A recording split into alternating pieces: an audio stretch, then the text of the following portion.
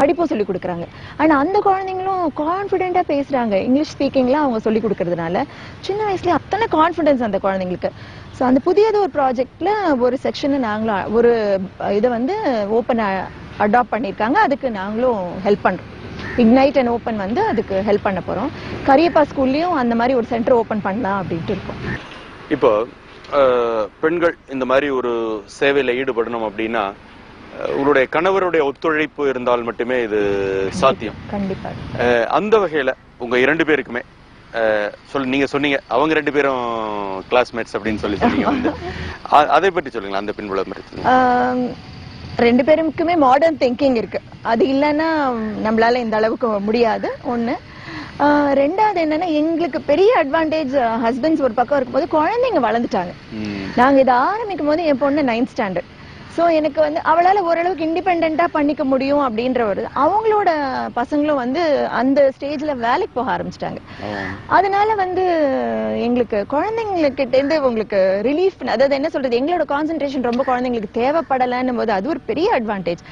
அது ஒண்ணு. அடுத்தது ஹஸ்பண்ட்ஸ் கிட்ட இருந்து என்ன அப்படின்னா என்னோட ஹஸ்பண்ட் வந்து அவருக்கும் இந்த மாதிரி எண்ணங்கள் ஜாஸ்தி. அதனால நான் எது செஞ்சாலும் ரொம்ப என்கரேஜ் பண்ணுவாங்க. அது அந்த ஒரு he is an engineer, project மேனேஜரா இருக்காங்க ஒரு பிரைவேட் கம்பெனில. ரொம்ப என்கரேஜ்மெண்ட் அவங்க சைட்ல. நீ செய், எதுவா இருந்தாலும் செய், ஒன்றும் பிரச்சனை இல்லை. ரோட்டரியோட ஜாயின் பண்ணி செய்யறவங்க, அதனால என்ன செய்யும்போது நீங்க வளர்றது வந்து குழந்தைங்களுக்கு உதவி செய்யறதுக்கு தானே. இக்னைட்டை நீங்க பெருசு பண்ணணும்ன்றது ஒன்றும் கிடையாது. ரோட்டரியோட சேர்ந்தீங்கன்னா நிறைய குழந்தைங்க உங்களுக்கு ஹெல்ப்புக்கு உங்களால உதவ முடியும் அப்படின்ற ஒரு எண்ணங்களை ரொம்பவே அவங்களும் விதைப்பாங்க எங்களுக்கு. அதனால அதே மாதிரி தான் மிஸ்டர் ஜோசப் மேத்யூ, சுஷீலா ஜோசப் அவங்க வீட்டுக்காரரும், அவங்க வந்து ரோட்டரியில இருந்ததுனால ரோட்டரி சைட்ல இருந்து ரொம்ப சப்போர்ட், ரொம்ப என்கரேஜ்மெண்ட். இப்ப நீங்க தொடக்கத்துல இதை பற்றி சொல்லும் போதே உங்களுடைய பெண் சார்ந்து ஒரு உதாரணத்தை சொல்லிதான் சொன்னீங்க. இப்ப உங்களுடைய குழந்தைகளுக்கு இதனுடைய முக்கியத்துவம், சேவை மனப்பான்மை, வறிய குழந்தைகளுக்கு உதவணும் அப்படிங்கிற இந்த எண்ணங்களை எல்லாம் உங்களுடைய குழந்தைகளுக்கு எந்த அளவுக்கு கூட்டியிருக்கீங்க, அதை பற்றி சொல்லுங்களேன். அதை எப்படி டிரான்ஸ்லேட் பண்றதுன்னு தெரியல. நம்ம வந்து ஒருத்தவங்களுக்கு கத்து கொடுக்கறத விட அந்த மாதிரி வாழ்ந்து காட்டுறது பெட்டர் அப்படின்னு சொல்லுவாங்க. ஸோ அந்த விதத்துல நம்ம வாழ்க்கையை அவங்களுக்கு ஒரு பாடமா இருக்கணும்னு தான் நான் நினைக்கிறேன்.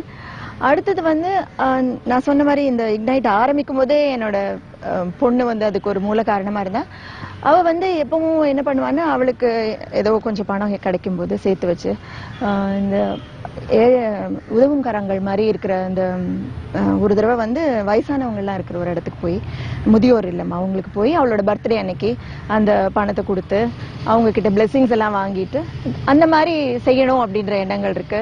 இப்ப எங்களோட ஃபண்ட் ரேசர் February 28 சோபனா அவங்களோட ப்ரோக்ராம்க்கு நீங்க பாத்தீங்கன்னா காலேஜ் ஸ்டூடெண்ட்ஸ் வந்து நிறைய ஹெல்ப் பண்றாங்க. நிறைய வந்து டிக்கெட் சேல்ஸுக்கு வந்து அவங்க ரொம்ப ஹெல்ப் பண்றாங்க. அதுலயும் எங்க குழந்தைங்க இருக்காங்க. அண்ட் சூசியோட குழந்தைங்களும் அதே மாதிரி தான். மிஸ்டர் வைத்யா, அவன் பேர் வைத்யாவும் அண்ட் அவங்க பேர் வந்து விஷாக்கன். அவங்க 2 பேரும் கூட இந்த அமைப்புக்காக உதவிகள் செஞ்சிருக்காங்க, சப்போர்ட் பண்றாங்க. இப்ப இந்த மாதிரி இந்த ஃபண்ட் ரைசிங், நிதி திரட்டுகிற விஷயங்கள் அடிக்கடி செய்யறது உண்டா? குவைட்ல ஒரு தடவை செஞ்சிருக்கோம். அதாவது என்னோட கணவர் குவைட்ல இருந்ததுனாலையும் நான் வந்து என்னோட பொண்ணு 8வது படிக்கிற வரைக்கும் அங்கதான் இருந்தேன். இப்போ போயிட்டு வந்துட்டு இருக்கேன். ஸோ அங்க ஒரு ஃபண்ட் ரைசர் பண்ணோம். அங்க வந்து ஷீன்னு ஒரு ஆர்கனைசேஷனோட சேர்ந்து செஞ்சோம். அவங்க வந்து டாக்டர் லதா ஸ்ரீனிவாசன் ஒருத்தவங்க, அவங்களோட சேர்ந்து அங்க அனிதா ரத்னம் அவங்க வந்து ஒரு டான்ஸ் ப்ரோக்ராம் பண்ணாங்க. ஆனா அங்க வந்து ஒரு கலெக்ஷன் ஓரளவுக்கு இருந்தது, பரவாயில்ல. ஆனா சென்னையில இதுதான் முதல் முறையாக நாங்க பண்றோம். ஃபண்ட் ரைசர் வந்து சென்னையில இதுதான் முதல் முறையா பண்றோம். ரொம்ப எக்ஸைட்மெண்ட், ரொம்ப, அதாவது நம்ம மெயினா எங்களுக்கு வந்து பணம் கலெக்ஷன் ஓகே, பட் இந்த மாதிரி நிறைய பேர் அவங்கவுங்க என்ன செய்ய முடியுமோ செஞ்சாங்கனாலே பெரிய மாறுதல் வருங்க. ஒரு வருஷத்துக்கு 10,000 ரூபான்றது ஒருத்தவங்களுக்கு இந்த காலத்துல ஒரு பெரிய அமௌண்ட்டே கிடையாது. நிறைய குடும்பங்களுக்கு சொல்றேன், எல்லாருக்கும் சொல்லல, பட் நிறைய குடும்பங்களுக்கு வந்து 10,000 ரூபாய் ஒரு வருஷத்துக்குன்றது பெரிய அமௌண்ட் கிடையாது. அதாவது மாசத்துக்கு less than 900 rupees. அந்த அமௌண்ட்டை ஒருத்தரும் ஒரு உண்டியல்ல போட்டு அவங்களே போய் ஒரு குழந்தைக்கு பண்ணாலே எவ்வளவோ பெரிய மாற்றங்கள் சென்னையில நிகழும். அடிப்படையில இப்ப இந்த சேவைன்னு வரும்போது நிறைய விஷயங்கள் இருக்கு. ஆனா அந்த கல்வி சார்ந்ததை எடுத்துக்கணும் அப்படிங்கிற எண்ணம் எப்படி அடிப்படையில வந்து அதை பத்தி சொல்லுங்க. அதாவது ஒருத்தவங்களுக்கு நம்ம அன்னதானம் இருக்கு, நம்ம போய் அன்னைக்கு சாப்பாடு போடுறோம், முடிஞ்சது. அதுக்கப்புறம் அவங்களுக்கு ஒரு ஸ்டெடியான இன்கம் கிடைக்காது, இல்ல அவங்களுடைய வாழ்க்கை தரத்தை அது உயர்த்தாது. அதனால வந்து இந்த கல்வின்றது வந்து அந்த குழந்தைய மட்டும் உயர்த்தது மட்டும் இல்ல, அவங்களுடைய குடும்பத்தையே உயர்த்தது. அடுத்தது வழி வழியா அந்த கல்வியோட முக்கியத்துவம் அவங்களோட குழந்தைங்களுக்கும் அவங்க சொல்லிக் கொடுப்பாங்க. அந்த கல்வியினால முன்னேற்றம் அடையிறது வந்து அவங்க மட்டும் இல்ல, ஒரு சமுதாயமே முன்னேற்றம் அடையும் அப்படின்ற ஒரு எண்ணத்தினால்தான் கல்விக்கு போனோம். அதே மாதிரிதான் வந்து rotary club of Chennai help பண்ண ஆரம்பிச்சு ஓப்பன்ற ஆர்கனைசேஷனும் அதே அடிப்படையில வந்ததுனால எங்களுக்கு 2 பேரும் சேர்ந்து செய்யறது ரொம்ப ஈஸி ஆயிடுச்சு. இப்போ எங்களால வந்து குழந்தைங்களை படிக்க வைக்க முடியுது, இல்ல அந்த அளவுக்கு தான் எங்களால நிதி திரட்ட முடியுது. அவங்க என்ன பண்ணாங்க, நாங்க வந்து பாத்ரூம் வந்து ரீடூ பண்ணோம்னு நினைச்சோம். குழந்தைங்க வந்து படிக்கிறாங்க, பேசிக் கம்யூனிட்டி வந்து அந்த பாத்ரூம் கிளீனா இருக்கிறது, அதை பண்ணணும் அப்படின்னு சொன்னா அவங்க சொன்னாங்க, சரி ஒரு பட்ஜெட் அனுப்புங்க, நாங்க என்ன பண்ணணும்னு பாக்கலாம்.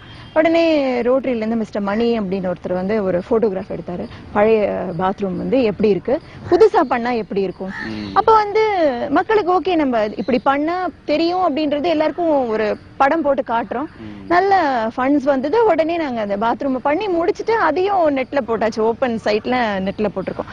அதாவது இதெல்லாம் நம்ம ஒரு தனி மனிதரா நினைக்க முடியாத ஒரு விஷயம். அது வந்து வளர்றதுக்கு காரணம் இந்த மாதிரிதான் அப்படின்னு நினைக்கிறேன். இப்ப வந்து இது வந்து சென்னை சார்ந்த குழந்தைகளுக்கு மட்டும்தான் இப்போதைக்கு நீங்க செஞ்சிட்டு இருக்கீங்க இல்லையா? இதை வந்து தமிழக அளவுக்கு எடுத்து செல்ற திட்டங்கள் உண்டா? ஆசைகள் இருக்குங்க, ஆனா செயல்படுத்த முடியுமான்றது எங்களுக்கு கேள்விக்குறிதான்.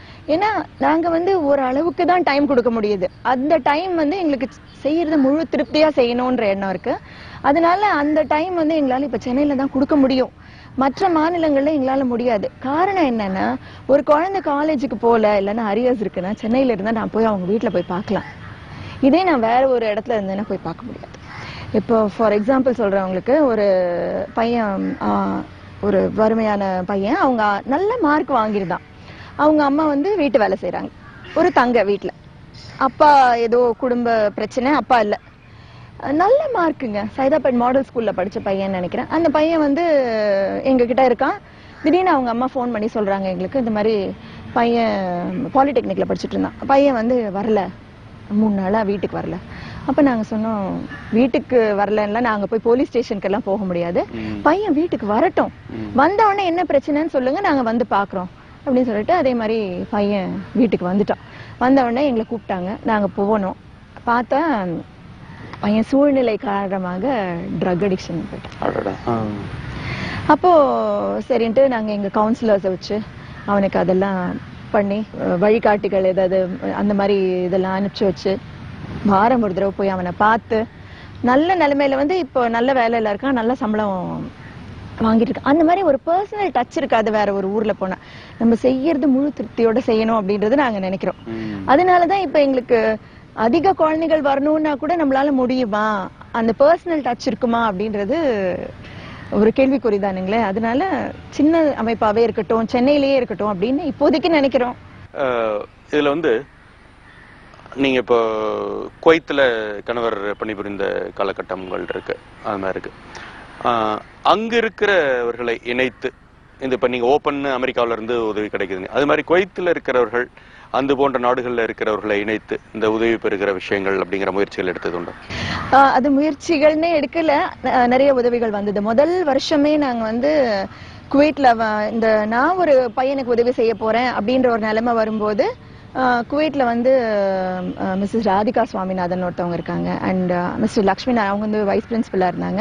அண்ட் மிஸ்டர் லக்ஷ்மி நாராயணன் ஒருத்தர் இருக்காரு, அவங்க வந்து ரெகுலராகவே எங்களுக்கு ஹெல்ப் பண்றவங்க. And missus Preethi, missus Kalyani, அந்த மாதிரி மிஸ்டர் செல்லதுரை, அந்த மாதிரி நிறைய பேர் வந்து இப்ப ரெகுலராகவே எங்களுக்கு பணம் கொடுத்துட்டு இருக்காங்க. மிஸ்டர் ஜாஃபர்னு துபாயில இருந்து அவங்க ஃப்ரெண்ட்ஸ், அவங்க வந்து ஒரு அமைப்பா செய்யலையே தவிர அவங்களோட ஹெல்ப் எங்களுக்கு நிறையவே இருக்கு. அதனால இன்னொன்னு என்னன்னா, குவைட்ல வந்து நிறைய அமைப்புகள் ஏற்கனவே இருக்கு, அவங்கவுங்க நிறைய பேருக்கு செஞ்சிட்டு இருக்காங்க, தனித்தனியா செய்யறாங்க. அதனால எங்களுக்கு தெரிஞ்சவங்க, இதுல நம்பிக்கை இருக்கிறவங்க, ஆரம்பத்துல இருந்து செஞ்சிட்டு இருக்கவங்க இன்னும் செஞ்சிட்டு இருக்காங்க. அது வந்து ஒரு பெரிய சந்தோஷப்பட வேண்டிய விஷயம்னே சொல்லுவேன் நான். உங்களுக்கு பண உதவி செய்யறவர்கள் ஒரு புறம், உங்ககிட்ட பண உதவி பெறுவது, இந்த கல்வித்தொகை பெறுவது எப்படி அப்படிங்கறத பற்றி நீங்க எப்படி அதை பரப்புறீங்க? ஆக்சுவலா நாங்க வந்து இப்போ எல்லா கவர்மெண்ட் ஸ்கூல், கவர்மெண்ட் எய்டட் ஸ்கூல்ஸுக்கும் ஒரு ஒரு போஸ்டர் மாதிரி பண்ணி இக்னைட் வந்து இந்த நாள்ல வந்து மீட்டிங் வச்சிருக்கோம், யார் யார் வந்து நல்ல மார்க் வாங்கியிருக்கீங்களோ